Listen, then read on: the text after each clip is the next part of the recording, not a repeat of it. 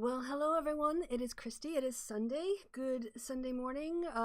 Wherever it is, whenever it is that you are, I hope you are having a good one, and I hope you are safe and healthy, and looking forward to the end of lockdown. Yeah. So we've got crazy lighting going on here today. I'm doing last minute lighting as always because I'm organized. That's me thing now. But yeah, I was thinking about this week's episode, and honestly, I had kind of a busy week, so I didn't have so much time.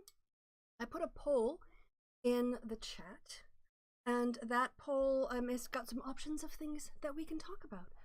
Oh, you can see. Oh no, you can't. Happily, you can't see what's on the screen. Oh, good, good. Also realize I can center myself. That's a little bit better. Yeah.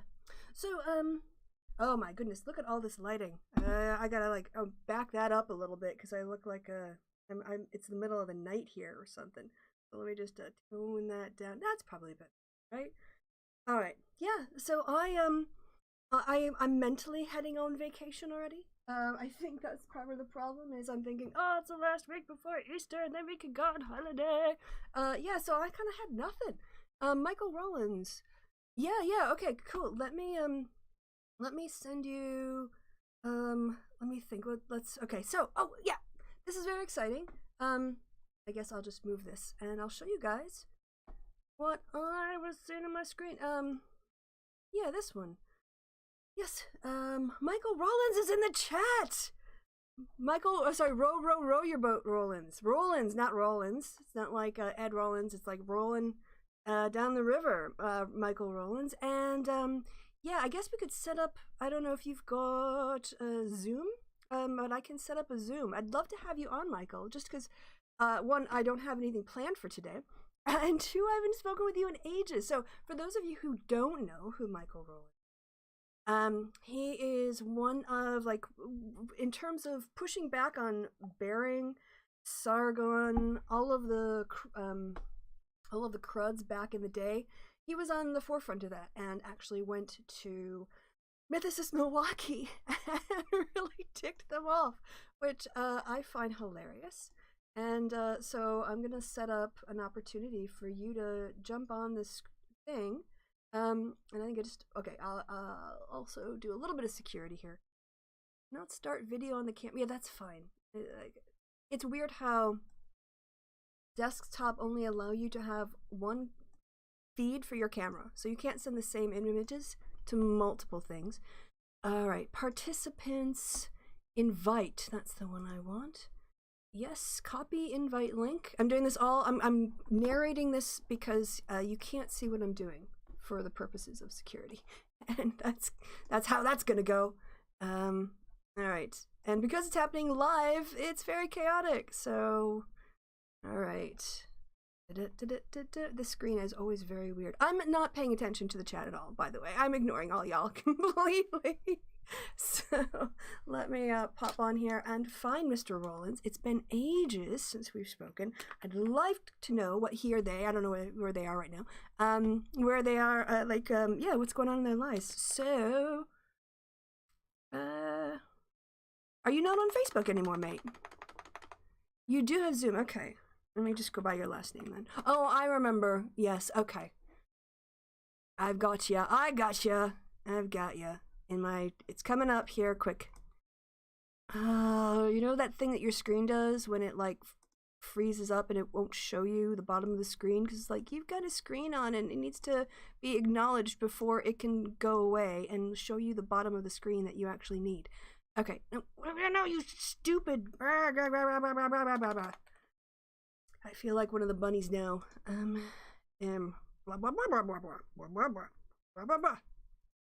Okay, this is your invite, Mr. Rowlands. Row your boat. I'm quiet. Okay. Am I? Oh yeah, I think I turned myself down for the D&D game. Is that better? Yes, let's have a guest. All right, it should. Thank you for giving me the audio feedback. Appreciated much. So you can turn your audio down now. And yes. All right, admit. Woohoo! Now I don't have you on yet, so let me put the sound on for the desktop. All right, is that? Hey, mate! How are you doing? All right, let me big you up on my screen here. I have no idea how to do that. No. How do I make you bigger? Stupid. I don't know. I honestly don't know how Zoom works. That's okay. I think I use it exit very minimized occasionally. video. Oh, all right, I see the window Oh, now. give me 2 seconds. I'm just gonna Yeah, plug my of course. Ethernet cable in so that You do it's that. not like You do that. So, as I was saying, Michael Rowlands of prior YouTube infamy, trolling from the left fame, all kinds of stuff. Oh, people want to dunk on Prager, so we could do a Prager dunk video together if you. I voted for dunk on Prager. That was my vote. Well, my God, man, how are you? So yeah, I kind of bigged you up, but yeah, you were like in the trenches. You were doing the good work, fighting against Sargon when he was still at like 800,000 subscribers. Now he's like down to 100,000 on his new channel. Yeah, bearing bullshit. You went to Mythicist Milwaukee. Hold on. Oh wait, no, hold on. Take a step back. New channel? What did he get? Oh my God, yeah. No, he got demonetized everywhere he went. So he had his Sargon of Akkad channel, and then that got demonetized because of complaints. And then he created the Akkad Daily, which he was like trying to use that, but then that got demonetized. So then I don't know, maybe it was his lawsuit settlement from Akila really, or whatever it was. But he and this guy who looks to be about 14, but is probably in his early 20s, they had this office space in Swindon next to the police station where they do a daily podcast. And quite often their sound is interrupted by the sirens going off next to them because they didn't think to soundproof their location. Oh my God. And, that's amazing. Yeah, and that's amazing. Yeah, he had to start from zero. And I think he's created content like denying the election was valid. So he might be in problems of getting demonetized there too. But he's got like rent and a staff. He launched a website for this new project. It's called The Lotus Eaters. Okay. It's meant to make a reference to Homer's notion of this place where people went and they ate lotuses and they became like really sated and dull and this guy and like referring to like ancient human stuff. The only thing okay, so like two things. First of all, I've been completely out of like the YouTube political thing for a long time. Congratulations. And second, I just remember that there was an H-Bomber video where he talked about how Sargon of Akkad has, he's got that picture of Sargon's bust, which is his icon or whatever. Yes. But it's like like historians are like not even sure whether they know that that's actually Sargon's bust. It could be like his grandson's or some other thing. It's just kind of dumb, Yes. Yeah, it's kind of funny. Well, he basically, like went to the internet and took the first picture he saw. Yeah. He would have been like, what's the name of someone who sounds smart? I know, Sargon of Akkad. Type first Google image search. Yes. Oh yeah, I mean this whole pretentiousness of being a lotus eater or being a counter to the lotus eater or it doesn't even make any sense. So yeah, he got dunked on. I don't really even know what a lotus eater is. Like lotus isn't like. Should we flowers? Should I share my screen with you? Should we look it up for you? So we can do it together. All right. Yeah, I'm excited to hear this. This reminds me of when we used to do Bearing Bingo. Do you remember Bearing Bingo? Oh my God, Bearing Bingo! Yeah. And he would get so pissed off. Okay. So okay, this just makes me think. So recently I was hanging out with Tim. You know Tim? Yeah, I remember Tim. Yeah. So I can't remember what I'm back in Wellington now, and so I was. Tim messaged me and we hung out, and then he was telling me about how he got asked by someone or other to do a podcast, and that person was like, "Oh, we also want to have Bearing on because that'll be great. It'll be like this cool thing where we can like do this podcast with you and Bearing and stuff." Oh my God! And Tim was just like, I mean, and so I was like, I could come on and hang out and do it as well if you like. But then Bearing flaked. It was supposed to be like a Sunday thing. Of course he did. Yeah, of course he flaked. Yeah. Okay, here we go. Lotus Eaters. Okay. Yeah, I can up the font on all of this stuff here. I'm also Okay. drinking cider, by the way, Nice, just so you know. nice. Good for you. All right. Oh, that's all right. I'm just trying to pop up, make everything a little bit bigger, so that's what you. Like your background. It's That's nice. my house. Yeah, I made that actually. What? That thing behind me, I made that when I went through my quilting phase.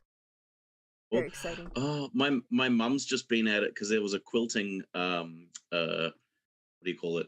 Just a quilting convention in God. Hawke's Bay in New Zealand, and my mum was just at it this weekend. She was super stoked about it. Yes, it's a very fun. Well, basically, it's kind of like the fabric version of making videos. You take little things and you cut them up into smaller bits, and then you reassemble them into a larger thing. I dig. I'm just very bad at art in general, and I feel like that would not be something that I'd be good at. Yeah, Anyway, happily, the machine does most of the work for you. Aslan, But yes, creatures that appear to look very innocent, with looking like normal human beings. Odyssey and his men had lived on the sweet, intoxicating fruits of the tree producing its lotus-like flowers. They got this name due to their unique properties that kept them in a state of forgetfulness. So that is their drug. Yes. So they were high the whole time. I don't know why. Like he wants to his content. I mean, it's true. His content embodies the this like forgetfulness and lethargy and mental slack. So I mean, he's right. It's garbage. Oh, can I just tell you? I mean, in some ways, should I just show you? I think it's worth just showing you because it's only 3 minutes. I did this with Kevin earlier in this week when we were doing our happy hour. All right, Lotus Eaters. Kevin. Yeah, Kevin. Yeah, I haven't talked to Kevin in ages either. You should come on our show. Yes, you should absolutely. I would love that. I would absolutely love that. I'm currently landlocked in New Zealand, so you know I've got endless. Well, I don't have endless time. I'm studying again, so you know. Yeah. The whole thing. But you've got some free time. You got some freedom. Yeah. Do you want to quickly should we explain what Bearing Bingo was? Because that's been. I mean, yeah. I see trans gamer girl is asking. Yeah. Bearing Bingo was the best fucking thing ever. We would watch Bearing videos, and I don't know. Had one of you guys made like the Bearing Bingo card? Yeah. So we had a card of all his tropes. Yeah. And then every time he did one, we just took one at random because he was so predictable in his garbage. I know. Cookie cutter video. Oh, that was so much fun. We should do that. You should do Bearing Bingo. You should do Sargon. Get Sargon Bingo. Come on the show. We'll dust off our Bearing Bingo cards. I think I can track those down, and we'll do it for old time's sake and to wind Bearing up again. I would love that. That's so good. All right, so let me check the videos because I know it's. We looked at it. Joe Biden's. Here we go. Teen Vogue Bolsheviks Internal Revolution. You ready for this? Here we go. Yeah. All right. And you only need the first 3 minutes to get. Oh, let me pause it. Okay. I can see you've only watched up to 3 minutes. Oh, he's got a nice professional haircut going on. Yeah, this is all the garbage. This is all the stuff that I was telling you about. He like laid out all this money for rent and a studio with no soundproofing. And with no soundproofing. Oh my god. It looks like he's going for like a Ben Shapiro fucking Daily Wire studio thing. Oh yes, very much so. Very much so. Yeah, and he's like, remember when he had almost like he had over 800,000 subscribers? Yeah. He's been plugging along at this for several months now, and he's managed to get 136. Tim Pool Bingo. Sorry, I just saw down there. Yeah, Tim Pool Bingo. Although, so what the bingo thing is, it has to be based on tropes that are, it's not just like verbal tropes, but also like editing tropes or other things, because you can't just... Jordan Peterson Bingo. Jordan Peterson Bingo. If you guys come up with the bingo cards... The left. Yes, yeah. Something about Toxic chaos. Woman. Yeah. Postmodernist. Chaos Dragon. But I just have to say, before you start this thing, so I've recently gone back to start study, right? Yeah, what are you studying? I'm studying a postgraduate in jazz performance, basically. And so I'm doing this paper, which is approaches to musical research. And the amount of times that like postmodernism and Marxism and things are brought up as like frameworks of how to think about stuff, analyze it, right? Yeah, exactly. Just like analyzing stuff, you know, like, I mean, because the whole paper itself is about the different methodological approaches to analyzing and researching music Yeah. and ways in which they can be problematic and da da da. Problematic is another word that comes up so often. Problematic, postmodernism, Marx, all these words that these guys use like all the time as like attack things. They're just it's just stuff. It's not just useful ideas. The useful ideas, and for some reason these people have taken these words and made them like these postmodernism. Yeah. Well, I can tell you exactly why. If you like, I know you know, but just to be clear, these critical theories analyze power in clear language that shows how people in privileged positions abuse and benefit from unfair systems. And when you have a language, I mean, like wait. And when you have a analytical framework and language to describe that abuse of power, that allows other people to get educated on what is happening to them. And that is why PragerU and all these conservative F's words, because I'm trying not to swear on my show on a Sunday, find it so threatening because it opens people's eyes. It's like the fruit of the tree of knowledge of good and evil. Critical theory is that dangerous to the white patriarchy, the white supremacist patriarchy. Totally. Yeah. So now you can Number one, I love how you call me out on like speaking over top of you. Love that. That's the best. Well, I have to. I got practice with Kevin. No, I totally understand that. It reminds me like today. It's actually very analogous to today. So I was playing a jazz gig today with some friends, and so in jazz music, when you're improvising and you're playing chords and stuff behind different musicians, you know, you're trying to have a conversation. You're playing chords to like complement whatever the person improvising is playing. And I was playing along, and the pianist who was sitting next to me said to me, he tapped me on the shoulder and he just went, shh. And I went, what? And he was like, bro, you're not, you're overplaying and you're talking, you know. And then after the gig, he was just like, man, I did, you know, I don't mean to be a dick about it, but like there was no conversation going on. It was all about you. You weren't playing to try and back up this person. And I was like, thank you. That's really important for me to know so that I can like alter how I go about playing. And it's the same thing. I'm just saying that I think that it's important that you know, I appreciate that. Number two, the frameworks of, I mean, I was just thinking specifically about two of the concepts we talk about in the musicology paper are works and canon, which are this idea that there's certain musical or great musicians, generally white men, who create these works and canon that exemplify, you know, the pinnacle of culture, art, artistic culture. Basically, expertise, you know, brilliance. And so this has been a thing since like, I don't know, like the 1600s, 1700s kind of thing, but that was kind of created after the fact. You know, after these people had made the music, there were people who came along or kind of during the time and used the music and the culture and everything to kind of prop up their culture, white German men, Western European of a certain aesthetic. Nationalism is another word that comes up quite often during this. To support that, these ideas of, you know, like feminist critique, Marxist critique, postmodernism, all that sort of stuff. Looking at that stuff and being like, well, are we sure? Are those the things? Yes. On that, can I build on your point? I was having I was calling out the white supremacist patriarchy in the United States, and of course, then some white men have to step up and go, "Hey, it's not so bad." I'm like, "How the fuck would you know?" I'm sorry, damn it! That's the monetization gone. All right, anyway, so. But someone came back with the whole, well, it was white men who invented science and medicine and technology, so you should thank them for it. I was like, wait a minute.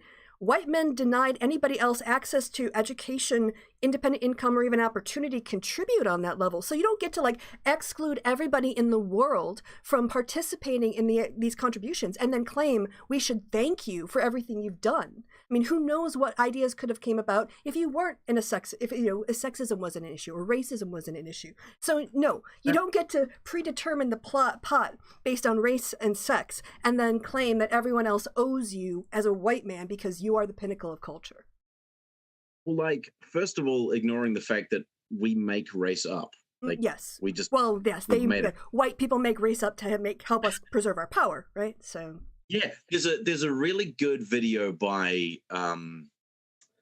Innuendo Studios, and I think it's the one called like Postscript White Fascism. I think that's the one that it's called, and he talks about race and whiteness and how it's made up to prop up this hierarchical thing. It's really good and it should be watched. But besides the fact of race doesn't exist, I'm pretty sure that didn't like the Egyptians or Middle Eastern people invent science. Oh yes, algebra. A lot of contributions came out of that. It was basically Arab scholars who preserved the Greek text in the Greek while Western Europe was going to hell, and then they found those Greek texts and translated them later. But yeah, it was the Arabic culture that preserved it and expanded on some of their mathematical theories. Definitely, algebra is, for instance, an Arabic word. So. Trans Gamer Girl just said this thing, like I literally said that in my, because we have to do these readings, right, and then we have to write journals about them, and that's literally the thing that I said. It's like a very circular argument of like canons that like great music exists. We as people are able to identify that it exists. Therefore, it's great. Therefore, canons. It's just this weird circular argument of some self-referential justification. Yeah. Anyway, we should go back to the Sargon thing. Yeah. By the way, Neo Ripshift, thank you. Cause sleep now. Check this all out tomorrow. Yes. And I've read some of the original eugenicist writings, and they were extremely clear. We're on top. Must be that we're the best. Yes, exactly. Yeah, we're going to define ourselves as the best and go, oh, look, we're the best. It was like when Sargon pointed, he said Charles Darwin only saw two sexes. Like, well, Charles Darwin assumed there were only two sexes and then fit all his observations into that predetermined assumption. So you can't cite Darwin as an authority. Anyway, all right, so speaking of, ridiculous things said by Carl, I'm going to do a test of this. Let me know how loud it is for you, and then if I need to adjust it. Okay. Oh, by the way, I don't know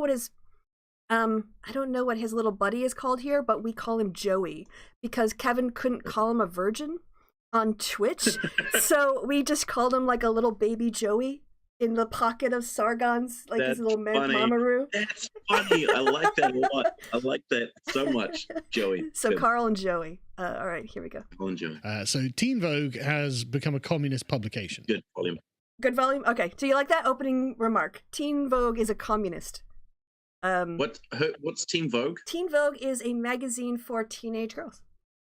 Oh, Teen Vogue. Oh, actually, it's not necessarily girls, but... Huh? Oh my God. When I first started watching Sargon stuff, he was talking about Teen Vogue. He still is. Oh my God, this guy. He's got gray in his beard and he's still focused on Teen Vogue because he can't talk about real politics like British fascism or the police faking injuries in the UK or, anything of substance. So he's got to find women as, also preferably teen girls to harass. Oh, yeah. Yep. Right, so the ones that can't fight back in. All right. Okay, here we go. I think I can actually... all right. So I'm sorry, I'm going to cover you up, chat, but Michael's more important than you today because he's my very... Now I can see Sargon's face even better. Oh, lucky you. All right. Hey, man, I hung out with this dude. I drank beers with this guy. Is he as much of an ass? Well, we'll talk about that afterwards. Let's just get through this this little bit. Yeah. And his whining, middle-aged man whining about a teen magazine, so... You might think, well, that sounds kind of an extreme statement, but you just need to search on Teen Vogue for communism. They've got a tag, and they've got lots of articles under that tag. One of them is this one. As you can see, it's Karl Marx, but if you can scroll down to the... I presume it's not articles describing the Holodomor situation. By the way, that's the Joey. Hi, Joey. And he, as Kevin pointed out... Yeah. If I'm honest, if a dude can grow a beard and a mustache like that, where? Dude's got to be fucking cool. He's got a little bit of fuzz under the chin. I don't know if that's growing. Oh no, I meant Karl Marx. Oh, right, Karl Marx. Sorry. Dude has got a killer mustache. Like he's got a good like black mustache, white beard going on. That's it's a impressive. two-tone thing. Yeah. Yeah, I reckon I could look like if I continued to grow. Yeah. I reckon I could look like Karl Marx because I've got this little bit of like you see this like up here like oh thing right, going on? yeah. You got like the thing for I reckon the I could. Yeah. So I just need to be like. You could go as Karl Marx for like Halloween. I think you just put like baby powder in your hair to gray it out a little bit, and a little bit more bushy, a big bushy beard. Yeah. I actually just shaved my beard because it was getting obnoxious. Like that's what I mean. Like one of the manliest things you can do is grow your beard because after maybe like 2 or 3 months, it gets so itchy and obnoxious. Like if you can just continue to grow it, you get. I applaud you. All right. Okay. So yes, Anyway. we'll hear Joey get history wrong here. So we'll just listen Come on, Joey. to that. Hit me. Marx, but if you can scroll down to the I presume it's not articles describing the Holodomor situation in North Korea, the leap forward. no, they're fluff pieces like this one. Who is Karl Marx?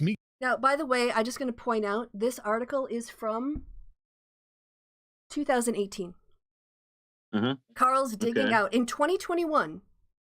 He's digging out Teen Vogue articles from 2018 to be mad about. Yeah. That's how desperate he is for content.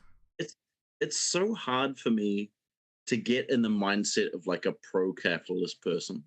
Like it's really difficult. Excuse me. It's really difficult for me to get into a pro-capitalist mindset. Maybe that's because I don't profit from capitalism at all. It's so difficult for me to think, oh, great. These guys who have lots of money, who take all the money away from everyone else, take all the power, take all the money, all that sort of stuff away from everybody else, sustain a system which oppresses millions of people, puts them in poverty, doesn't denies them healthcare, all that sort of stuff.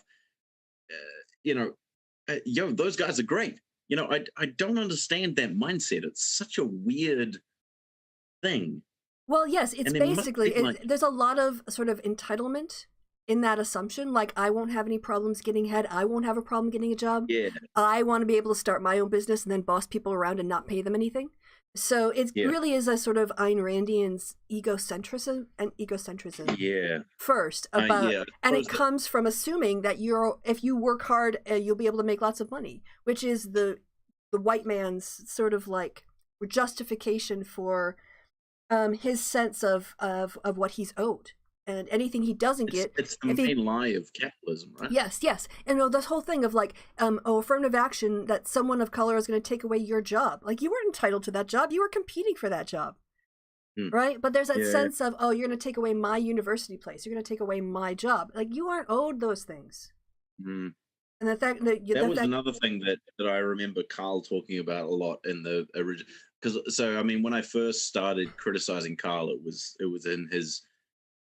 Everybody Hates Feminism. Oh yes! Oh God! Yes, remember that series? That's what his fans want him to do. Yeah. And one of his main things in that was meritocracy and the fact that people, this. Well, I don't even know if it's the system or the something or other is in place that makes the good people go to the top and the bad people go to the bottom. And that's not necessarily see. This is the thing. If you start to, this is another thing that's come up in this course I've been talking about. If you start to recognize human agency in the system, there's no way that you can ignore the fact that it's unjust. Yes. The fact that if you're talking about a system where some people are privileged and some people are marginalized, and that system is made and sustained by certain people, there's no way of looking at that and saying that's not unjust unless you make some weird, it's just the way things are argument. Yeah, there's the whole structure and agency division. Right? So that, yes, Yeah. individuals have agency, but we all operate within structures, such as like, what will the economy pay for labor? Like earlier I was watching, there's a little bit of I was thinking about doing PragerU today on the show instead, and I was watching a PragerU thing. He was saying, yeah, we shouldn't have a minimum wage. And I was just thinking, what societal benefit does the economy become stronger if taxpayers are offsetting the economic labor costs of companies that are paying poverty wages? How does that, who does that help? How does it, working 40 hours a week and still being poor, how does that incentivize people to go out and get a job when they're never going to escape poverty?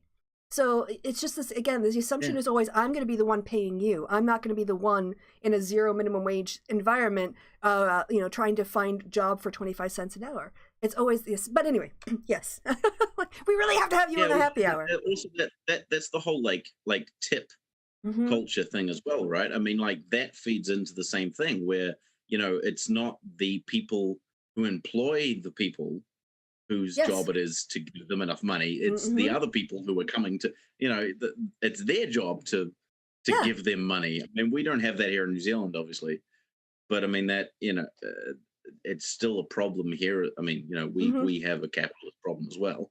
I mean, there's a huge real estate market problem here in New Zealand at the moment where people can't afford to buy housing because the median house price at the moment in New Zealand is something like $1.2 million or something stupid, but the whole tipping thing is another part of that capitalist system where the powerful people are able to maintain that, that amount of all that capital without, helping out the people. Anyway. Yeah, no, but I mean, Mr. if you just take everything on the menu and you raise it 10%, right? And then you tell people you don't have to tip, you can now pay your employees a living wage because people bill that into their end bill anyway, right? So anyway, but on with Carol's outrage over Teen Vogue articles that are 3 years old. Okay. Also, you're in Germany, so it doesn't matter. Are you still in Germany? Yes, I am. Are you still in the same place? I am. Like when I came to see you last time? Yes, I'm still in my same flat. Yeah, so yes, I'm not moving. I mean, my rent is fixed because I signed a contract and the whole rent was on there. Yes, so I've got I haven't had a rent increase since 2012, which is ridiculous. I'm gonna have to come back to see you sometime. Do. Yes. Well, this whole I don't know if you've heard, Kristi, but there's this whole pandemic thing happening. I know. I haven't hugged anyone in ages. I'm just like, it's been so it's long. A whole thing. Yeah. Go, okay. Go. Yeah, go, Carl. We'll put this on.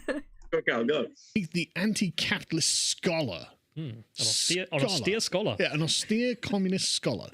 And this is just an amazing fluff piece. As if someone who's a communist can't be a scholar? Yeah, I mean, he only wrote a seminal work that is taught in business schools today in terms of a critique of capitalism, and an entire, multi-volume Das Kapital that Carl couldn't even probably lift with his IQ if it was his muscle strength. And, but yes, he's not it gets better, by the way. But yes, Carl, who is a college dropout, is scoffing at Marx. Yeah. This reminds me of that whole thing of how the right, when I say the right, I generalize, but I mean the right, who talk about, how colleges are like a liberal bastion, how you go to college and suddenly you come out as a liberal or whatever. And it's like, well, yeah, because they teach you reality. Yeah, they teach you critical ways of analyzing things. Right? Yeah. They teach you there are systems of, here's one explanation we can test theoretically. Here's another way we can think about it and look at it from that perspective. When I taught qualitative and quantitative methods, I taught in both when it came to the philosophy of science. You can analyze economics from multiple lenses. You could look at, for instance, the labor situation in Southeast Asia or anywhere and say, okay, from a capitalist perspective, right, you've got these costs and these profits and whatever else. From a Marxist perspective, you can look at exploitation, alienation from labor, various other ways that the system is manipulated against the workers. Both of those analytic, provided that the research is good and thorough and peer-reviewed, they can provide very different answers to the very similar topics, and both, there's not capitalist one is right. Yeah. Well, I mean, again, that's basically the paper that I'm taking is I think we have like 10 weeks, and each week we look at a different methodology for analyzing and researching music. So we're looking at all these different frameworks that we can use. And then you can put them together and have intersectionality. Oh my God. Hey, and don't say that word. Don't say that word. That's a bad word. Yes. Intersection. War. Continue. Okay. Yes, go on with the video. We would be bad on like. Do you watch the Majority Report? The Occasionally. Sam Cedar? Yeah. Yeah, I watch it all the time, and they're pretty good at like watching a bunch of stuff and then being like, pause it. And there's like 4 people in the room. We've gotten through 34 seconds, and how long have we been on the air now? Like an hour? A half hour.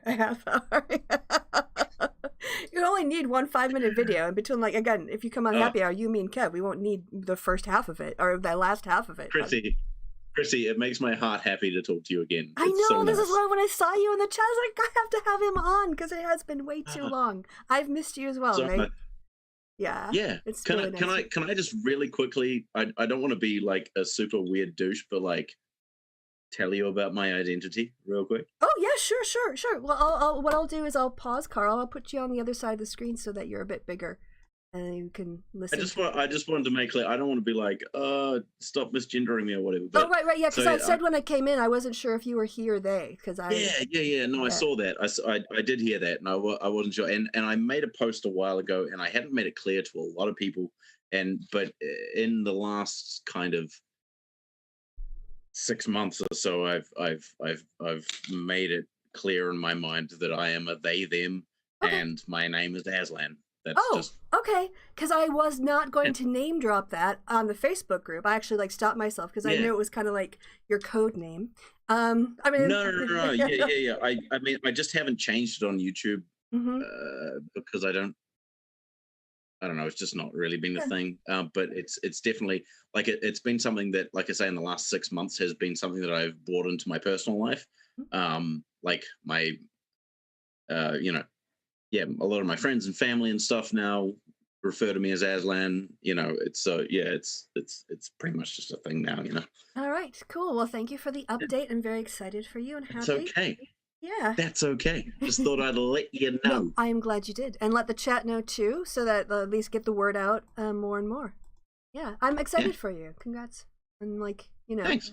Having that and also, following through. Not following through, but yes. Hopefully you feel like there are spaces where you can be that and be safe, which is definitely. No. I've got a lot of really supportive. It's kind of nice because like even so I've got some friends who are, as far as I know, they're like Christian people, and I'm just thinking of this specifically. This was a really interesting time, and I'd seen them. I'd been really good friends with them for a long time, and then when I went into all my overseas stuff, I hadn't seen them in a long time. And then maybe about 2 or 3 months ago, I was doing a gig, and they came to the gig, and I was like, "Great! Oh, it's so nice to see you guys." Blah blah blah blah. And they didn't skip a beat. They were just like Aslan. They called me, that, and were like they them da da da da without skipping a beat. And I just remember thinking, that's just so nice. Thanks. I mean, even it's the thing that you wouldn't expect from like fundamentalist Christian friends, I suppose. But it was just really, it was really nice. It made my heart be happy. Yes. So so I've got a lot of support. Yeah, and it's also really sad that our default isn't to assume that people who claim to be very religious and caring about others wouldn't be that respectful, and it's but they were, so that's it. Yeah. I mean, it's a bit of a mixed bag, I think. With I went through a weird religious phase, and some of those people, I left that group of people because they were very bigoted, homophobic, and all that sort of stuff. And so I left behind a lot of that stuff, and these guys were kind of remnants from that group. Okay. And so I was a little worried, but it turns out they're super, super fucking cool. And I'm like, shit, yeah. Cool. Thanks. I'm happy for you. I rejoice in your happiness. That's wonderful. Yeah. Very good. Yeah. Anyway, Carl, let's go. Yeah, keep going. Carl and Joey here. This is written 2018, so they've been doing this for a while. And their social media is actually hilarious because it alternates between like, here's a piece of fashion advice, and also here's why we need the revolution. It's like, what? Because teenage girls can't think of more than shoes, or teens generally who want to read Teen Vogue can't think about anything but fashion. Well, that's like a thing, man. Like, it's. Because I work with kids a lot, and I have in the past worked with kids a lot. I've done the summer camp in the States for like 7 years now. I do a lot of teaching with kids, all that sort of stuff. And so many kids are super, I hate using the word, but they're woke, man. Yeah. They are. They're fucking woke, and it's awesome. It's so good. The older I get, the more kids I meet that are just like, fuck, I don't care, whatever gender. I mean, like kids wearing nail polish, just dressing whatever the hell they like. They're cool with whatever shit they don't care, and they're totally okay with everything, and it's great. It's great. And obviously, Carl is scared by that. Oh yeah, definitely finds that threatening because he doesn't. It's an unjustified hierarchy. Like, Carl should. There's nothing Carl has really done to merit the income he has. He basically he spends his time attacking other people and especially bullying women and people of color to an audience of people who are terrible people. And he's becoming more irrelevant because there are people who are younger than him who are doing it better than him. If you actually had him compete, he wouldn't be able to compete with most people because he's not that good at anything, as we'll see. But anyway. His target demo is like younger people as well, right? Yes. That's like a thing. So, when you start to understand that a lot of those younger people are, more broad-minded. Than Mr. Boomer here. It's good. Yeah, it's great, and he's scared of it, right? Because they don't respect him just because he's a cis white dude. Okay, here we go. But anyway, I'll just read a couple of bits. You may have come across the communist memes on social media. The man, the meme, the legend behind this trend is Karl Marx, who developed the theory of communism, which advocates for workers' control over their labor instead of their bosses. Weird how the opposite has always happened under communism and no one's been in control of any of their labor. Again, just historically inaccurate. It's almost as if like authoritarians have co-opted the word socialism and communism to do their thing. China there's a very good case to be made that China is an example of state capitalism, not communism. But I don't see Carl blaming capitalism for the state of the Chinese economy or foreign policy. Oh no.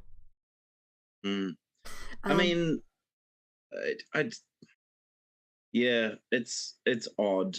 I mean, it puts me in two minds because it's like I like to think the best of people, and I like to not necessarily assume that people are being liars or whatever. But it's really hard to decide with some people like Carl. Oh, it's not hard to decide. I say that being a person that hasn't really paid attention in the last. Yeah. No, you're being incredibly charitable. I've been so out of, like, I was banned from Twitter maybe a year or two back. Oh, no. And so I've been out of that. I didn't know that.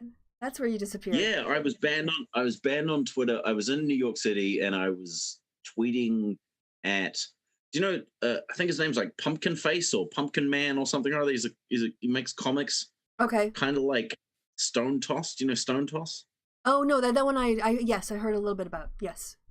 Stone Toss is a Nazi. Right. That's one thing. And then one of his like compatriots in the comic making sphere is another guy called like Pumpkin Man or Pumpkin Face or something like that. And I was tweeting at him about one of his, because he's definitely a Nazi as well. Okay. And I was tweeting something about how he needs to be punched or he needs to fuck off and die or something like that. Okay. Because he's a Nazi. And eventually that led to me getting banned. And so I lost my... Okay. Yeah. So that was a whole thing. And so I was off Twitter for a very long time. And more recently, I've been involved, I suppose, in Reddit.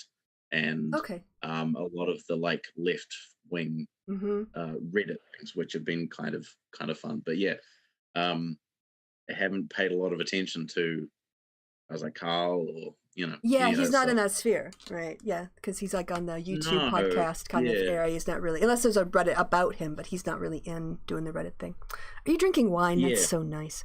Okay. No, it's not wine. It's actually it's like a really fucking gross cider. Like Oh, a scrumpy, basically. was the lighting. All right. So we're 1:05 in. We only have one more minute to Yeah, go. we're doing so well. Continue. Yeah. Continue. They've been sent to forced labor camps. Just really weird. The Communist Manifesto is go most back. What usually. was this about He was forced labor saying camps? communism. Every time there's communism, there's forced labor camps. Again, no citations. He's just making stuff up because his Okay. credulous Right. audience aren't educated enough to know the difference. Yep. So he can Yep. just say what he wants and get Cool. away with it, unless Labor camps of good. Okay, continue. because the United States never had labor camps where they interned Japanese Americans and then made them. No, work. no, that never happened. No, that never happened definitely- here. definitely No, never happened under That didn't capitalism. even happen recently. Like No, in the that last wasn't 100 the thing that years. happened. Yeah. Okay. No, it's never happened. Mm-hmm. Forced labor camps. Just really weird. The Communist Manifesto is most usually the work of Marx taught in schools, and he is one of the most assigned economists in US college classes. I don't think he's an economist at all. I think that's a really optimistic way of describing him. Can you imagine? Carl doesn't think Marx is a economist. I mean, he's literally just read the line how Marx's ideas are taught at business schools across the globe. But Oh, God. Carl decides, Uh-huh. the guy who wrote Das Kapital, not an economist. You know, I'm Not actually an curious economist. because I've never read Das Kapital, especially not in the original German. So I want to, because who's got that much time in their life? So I want to know basically like I want to know a bit more about it. All right. Do you mind if we do a little bit of wiki research here? Okay. Das I'm Kapital, excited. also known as Capital, a critique of political economy, the German Das Kapital, Kritik der politischen Ökonomie. Yeah, people are going to trash my German pronunciation. Piss off. Don't worry. German comes up a lot in our music studies as well. Oh, yeah, because of like course. a lot of it is written in German, and Yes. So it's a foundational theoretical text in materials, philosophy, economics, and politics by Karl Marx. So Carl, yes.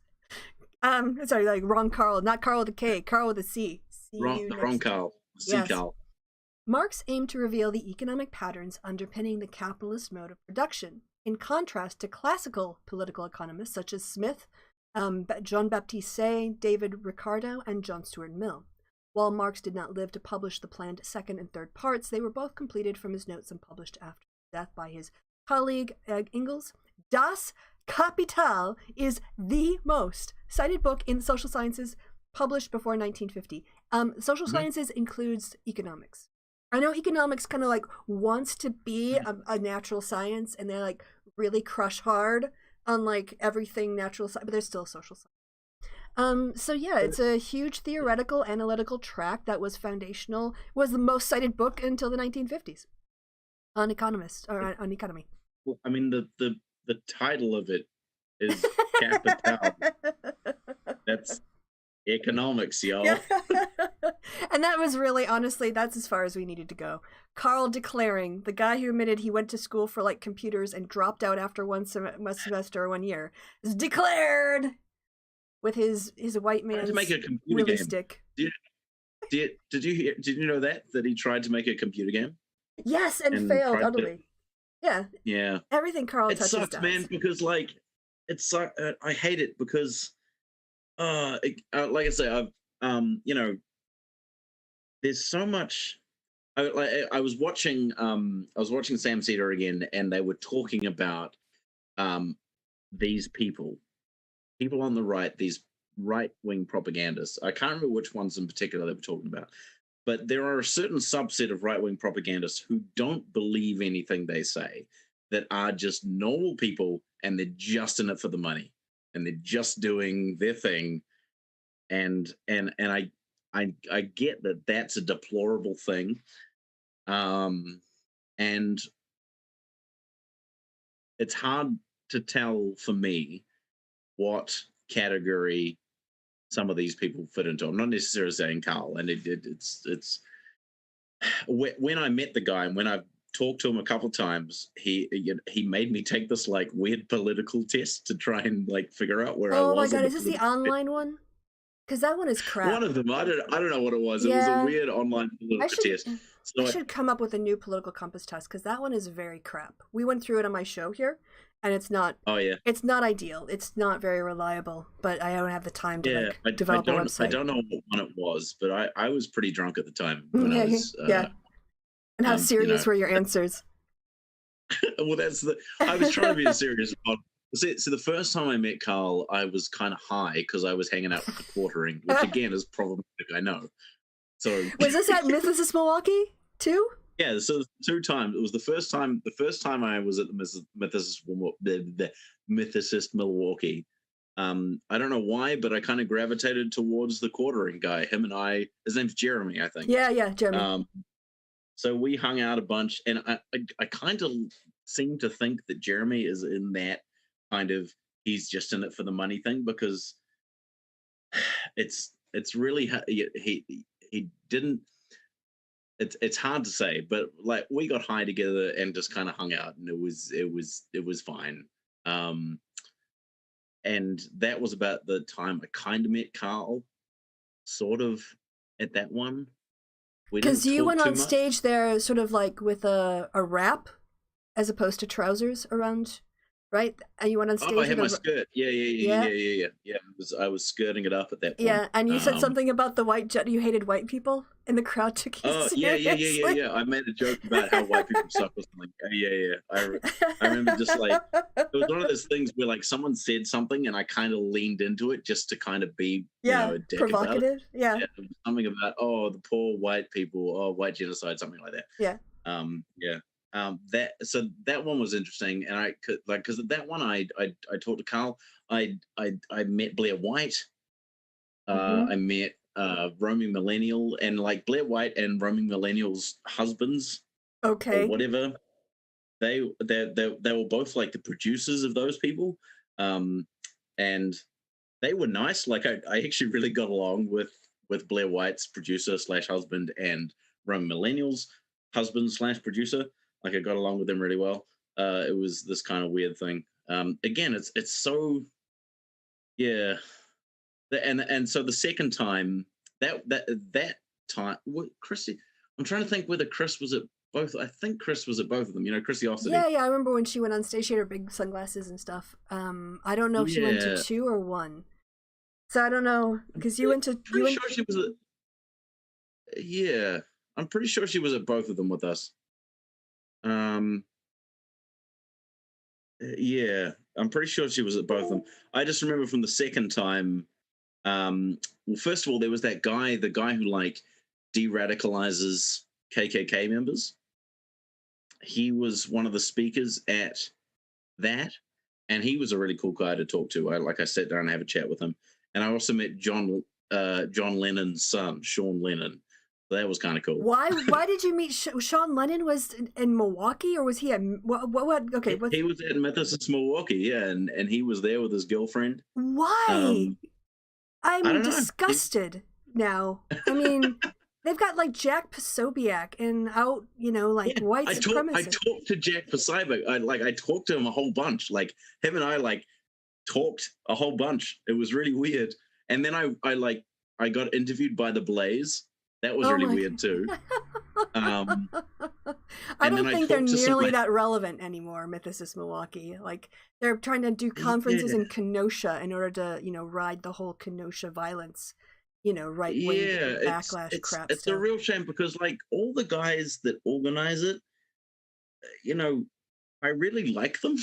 Like I do. Like I legit like them. They're really nice people. But I think it helps to be a white guy with them though. Honestly. Yeah, no, totally. No, totally. Because I remember Kristi talking about how she'd kind of been pressured into talking to Richard Carrier. Oh, God. Yeah. Yeah, because he was at one of them. And I remember being on the outside of that and seeing her talking to him and being like, oh, that's really nice. I'm glad they're really having a chat. And then talking to her afterwards and being like, she felt like super pressured by everyone Yeah. who organized the thing to talk to this guy who she felt Normalizing. super uncomfortable with. Yep. And I was like, oh shit. You know, so I mean, yeah, being a white guy or a white person, you know, Yeah. going into that, definitely. Yeah.